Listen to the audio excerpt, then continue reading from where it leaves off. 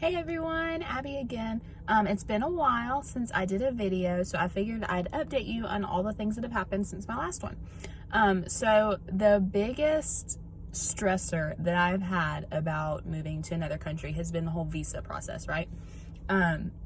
It's terrifying, simply because if you don't have one piece of paper that you need, if you're missing one thing, they just send you away. Like, there's not okay, well, you can, call somebody, go print it out and come back. There's none of that. It's just, you have to go home and you have to come back another day. But my experience, thankfully, was a breeze. The school that I'm working for sent me like step-by-step instructions. And aside from the fact that the consulate I had to go to was closed for a few months because of COVID, and I had to like squeeze my appointment in at the very beginning of when they started taking appointments again, and at the very end of my eligibility time to go get it done. So that was stressful, but the process itself was so easy, and they were all so very nice. I had to have like a letter from the school, and I had to have proof of residency in the US, and I had to have like the letter from the school basically said what I was going to be doing and what the pay would look like and all this kind of stuff. I had to have the passport photo, which they ended up taking another one and using the one they took that day. So I thought that was interesting. They didn't use the one that I brought, but because it's the one on my actual passport. But anyways, so thankfully I had everything that I needed, but I was so stressed out when I got there because I was sitting in the waiting room, and there's another gentleman there whose appointment time was like right before mine. And so he goes in there and they just leave the door open. You can hear everything that they're saying.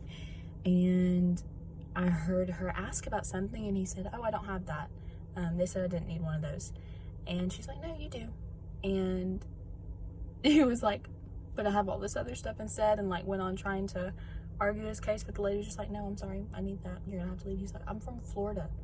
I drove like over 6 hours to get here today, and I can't." And she's like, "I'm sorry, there's nothing I could do." So of course at that point, after hearing that, I'm sitting in the waiting room and I've stressed myself almost to the point of tears, like, oh my gosh, what if I forgot something? But it worked out fine, and so I'm very thankful for that. So we're about 2.5 weeks out. Not even 2.5 weeks, it's less than 2.5 weeks, it's closer to 2 weeks from me moving the country. So Christmas is coming up this week, and I had graduation last week, so there's been just so many things going on all at once.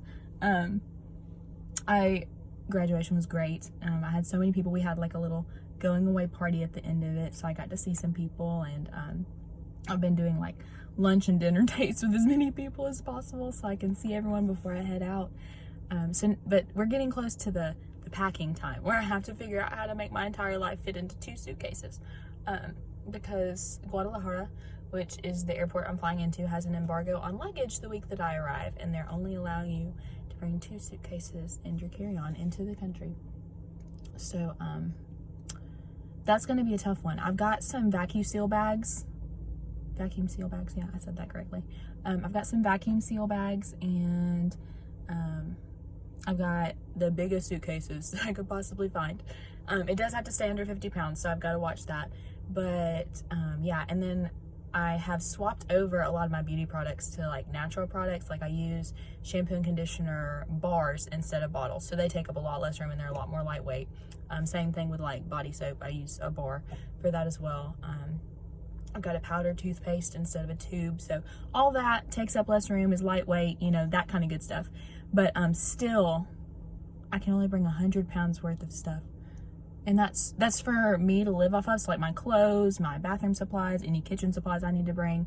And then also for my classroom, which right now we're virtual. So, but we might be going back at the end of January. So I've got to fit all of that stuff into 2 suitcases. But it's going to be fine.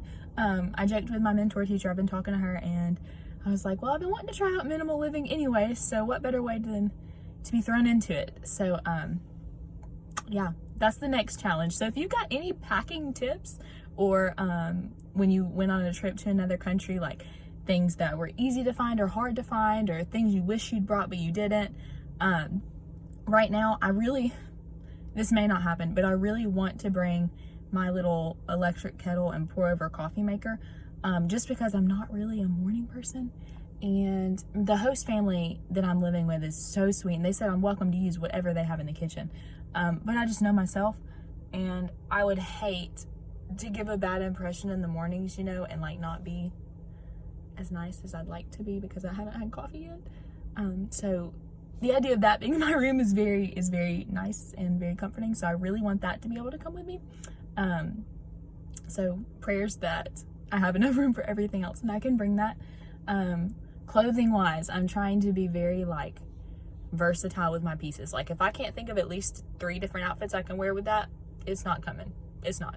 But the thing too is I'm very tall and I wear like a size 10 shoe, which is kind of big for a woman. And they don't make that in Mexico. Shoe sizes don't go above a 9 at all in Mexico. It's hard to find. They don't go at all. That's not a thing down there.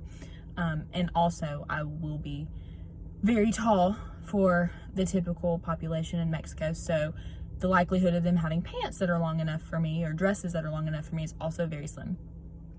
Because that's already hard in the US. And I mean, I'm 5'10", that's pretty tall for a girl, but it's not unheard of. However, in Mexico, it's gonna be pretty unheard of, I think. So we'll see when I get there. Maybe I'll be surprised, but right now I kind of have, I'm a little self-conscious about my height anyway, so I kind of have visions of me like walking down the street in a crowd or something and like being heads over everybody. So I'm a little nervous about that, but we'll see how it goes. Maybe it'll end up being a good thing. I don't know. But anyways, so for clothing, I'm trying to think if I can't wear it with at least 3 outfits, and if I can't make it work in any kind of weather, then it's not coming, because like I said, 50 pounds for each suitcase. So I've got to be very picky about what I bring. So yeah, if y'all have any tips about packing, and how you decide what to pack or what not to pack, please send them my way, because I'm gonna need it. And I've got to pack in like 3 days because we go to Florida to visit my grandparents the day after Christmas, and we'll get back December 30th. So I don't want to pack everything for Mexico and then have to unpack to get the stuff I need from Florida and then have to do it all over again, because then I'll lose my mind wondering, did I remember to move that back into my suitcase? And I don't want to do that. So I'm just going to wait and do it all the 3 days before, which is also a little stressful, but I'll devote all my time to it and it'll be fun because I'll like keep a list. I think because you're supposed to have like an itemized list of everything that you bring so that they know what stuff is. So I'm going to make that while I'm packing too. So hopefully that'll help a little bit. Yes, I hope so. And let's see, what else has been going on? Our school, Lincoln School in Guadalajara, did a really cool Christmas party thing with all the kids, and they made this video where they like passed an ornament. It was one of those like out of frame things. So like one person had the ornament and they throw it, and then another frame of another person that's not actually there, but you set it up to like they caught the ornament. So that was really cool. And I got to see all that. I wasn't a part of it because I'm still in America, but I got to see everybody chip into that and see the kids do like a service project and stuff like that. So that was really fun. They're all going on break now, so they are enjoying family time and things like that. So I'm excited for them to get a break. I know they've been working really hard, and we go back like for in-service kind of days on January 7th. So when I arrive in Mexico on January 4th, I'll have like 3 days to kind of get settled in and get my bearings a little bit before I have to start the real job thing. So I'm excited for that because that'll give me time to get a little bit acclimated. Oh, I reminded myself of like yearly weather because I looked at it a while back, but I didn't really look in depth. I just kind of looked at like, okay, is it so hot that I don't even need to buy any long sleeve shirts and take them with me? Sorry, I just had a piece of hair get in my eye. Did not feel good. But anyways, their weather, y'all, I cannot wait. I may never come back because like it rarely, and this is like average temperature, it rarely goes below 33 and it rarely goes above 93. I can't wait. I hate cold weather. When like I love Christmas, but I wish I could have like a beach Christmas all the time because I hate being cold. I hate it. it makes me like tense up, so then my muscles get all out of whack and they hurt, and I don't know, I hate being cold. So I'm so excited about the weather, y'all. And it's like they have a lot of sunny days. They do have a rainy season, but if you are from Alabama, you know that every day is rainy season in Alabama, especially in the summer. It's like it rains every day. So their rainy season is kind of like that. It rains every day, and some days it's constant, some days it's just for a little bit, but their rainy season is not super long. It didn't look like, it looked like it was just a few days, and most of, like during the dry season, it was like it only rained a couple days a month, and then like in between, you know, it'd be like 4 to 10 days a month, and the rainy season it's like almost every day, but not insane, which I don't really mind rain, especially if it's warm outside. If it's cold outside, I hate rain. It's the worst. But so yeah, reminded myself of the beautiful weather that I'm going to be going to, so very excited about that. But yes, next on the agenda is double check COVID procedures for the airport I'm going into, because like I said, Monday is 2 weeks, so I've got to double check that they haven't changed any quarantine restrictions or anything like that. Because last I checked, they weren't requiring a quarantine or a negative test before you got there or anything like that. So, got to double check that that's still a thing. Got to pack. I've got to check in with my host family and make sure that there's nothing that I'm missing or need to know or bring about it. And I also am going to get a international credit card. I have a Discover, and they are accepted in Mexico, but just not widely accepted. And for the first few months that I'm there, while my immigration stuff is going through, I won't have my bank account set up there. So I'll only have cash. And I really don't want to carry or have that much cash on me. I just don't like, I don't like having cash on me. So I would like to just bring what I need, like for my first month's rent and those kind of things, and have a card for everything else until I start getting paid through my bank account, and then I can just leave the cash at home and never have to take it with me, because I don't like carrying cash.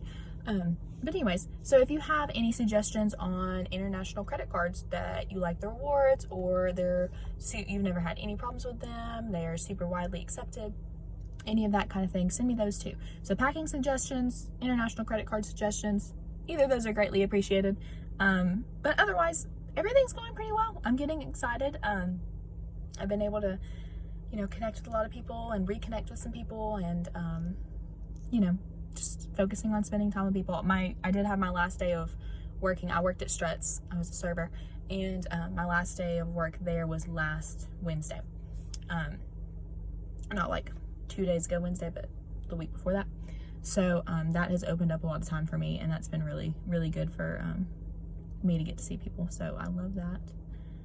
It's kind of sad because I love my coworkers there. It was literally the best job ever. I told this to a friend of mine the other day. I was like, I know it sounds kind of cheesy, but Struts made me the person that I am today. And I mean, you don't say that about like a job in the service industry as a waitress, but it really did. Like I'm so much more confident because of it. I am much better at talking to people because of it. I can multitask and manage stress a lot better than I could before. So yeah, if you have problems with any of those things, I highly recommend going into food service, specifically waitressing, because it helps. I mean, it sucks at first. My first night that I worked, I went home and cried all night and told Mom, I can't do this, but I showed up the next week and it went better, and it just gets better and better. So yeah, I would suggest that if you're struggling with any of those things. But yeah, so we're getting really close. Honestly, the next time I do a video, since I'm not really good at doing it regularly, I might be in Mexico, y'all. This is getting so crazy and so real, but I really appreciate y'all's support, and as always, please send me any questions that you have.